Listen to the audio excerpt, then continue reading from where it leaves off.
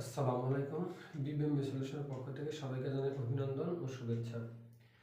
আশা করি সবাই ভালো আছেন, আমিও ভালো আছি। আজকে আলোচনা করব বিবি অনার্স দ্বিতীয় বর্ষের ডিপার্টমেন্ট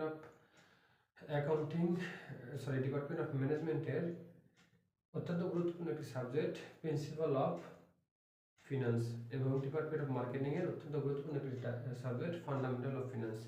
এবং দুইটা সাবজেক্ট এবং দুইটা ডিপার্টমেন্টের ক্ষেত্রে অত্যন্ত গুরুত্বপূর্ণ যে অধ্যায়টি আছে সেটা হচ্ছে টাইম ভ্যালু অফ মানি। এই টাইম ভ্যালু অফ মানির আজকে আমরা আলোচনা করব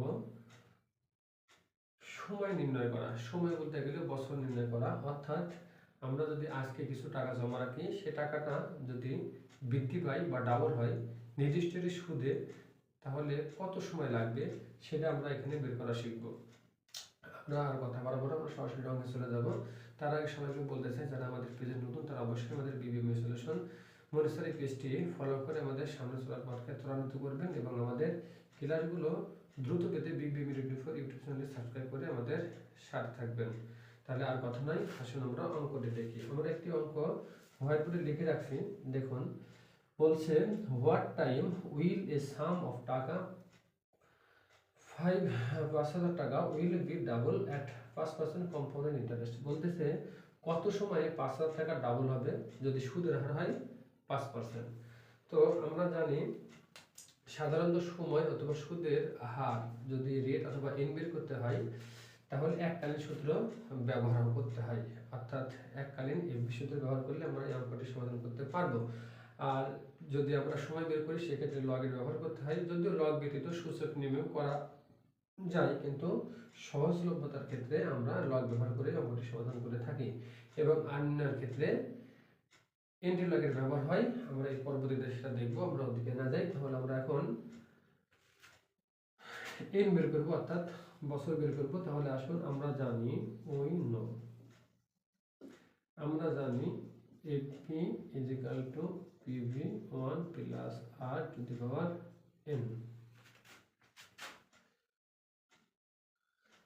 তাহলে হেয়ারটা যদি আমরা করে নিই তাহলে বুঝতে সুবিধা হবে। তাহলে এই জায়গাতে পিভি বলতে গেলে আমি টাকা জমা রাখবো কত, 5,000। আর এফবি বলতে গেলে এই 5,000 টাকা কত হবে, ডাবল। ডাবল মানে কি, দ্বিগুণ, অর্থাৎ 10,000।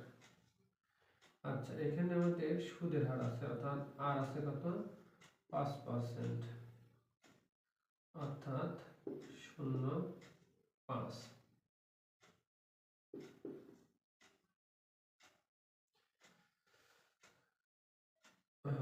আর আমরা এখানে বের করবো হচ্ছে এন। তাহলে আসুন আমরা সূত্রের মান বসাই দিই।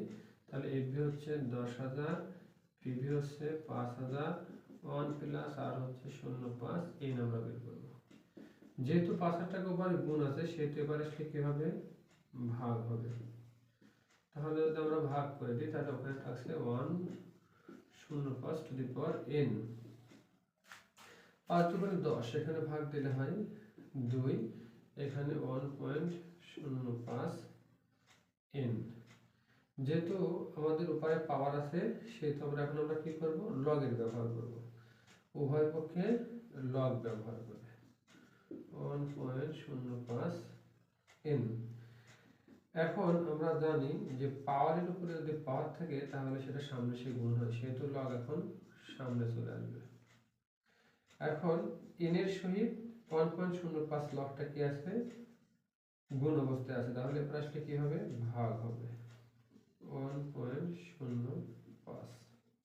আর এটা যদি আমরা বের করি তাহলে আমাদের উত্তর হবে সম্ভবত 14.21, অর্থাৎ 14 বছরের একটু বেশি সময়ে আমাদের এই 5,000 টাকা ডাবল হবে। অঙ্কটি বইয়ের সাথে মিলছে। যাই হোক, আশা করি আপনারা অঙ্কের সময় নির্ণয়ের অঙ্ক সুন্দরভাবে বুঝতে পারছেন। আর যদি তারপরে আপনাদের কোনো প্রশ্ন থাকে তাহলে কমেন্ট বক্সে প্রশ্ন রেখে যাবেন, আমরা সমাধান করার উত্তর দেওয়ার চেষ্টা করব। তাছাড়া যে কোনো বিবিএম সলিউশন সংক্রান্ত যে কোনো প্রশ্নের জন্য আপনারা আমার হোয়াটসঅ্যাপে অথবা মেসেঞ্জারে কথা বলতে পারেন, আমি আপনাদের সমস্যার সমাধান করার চেষ্টা করব। তো সবাই ভালো থাকুন এবং আমাদের আগামী ক্লাসগুলো পেতে বিবিএম সলিউশন মনিস্টার এই পেজটি ফলো করে আমাদের সাথে থাকুন। আজকে পর্যন্তই, আল্লাহ হাফেজ, আসসালামু আলাইকুম।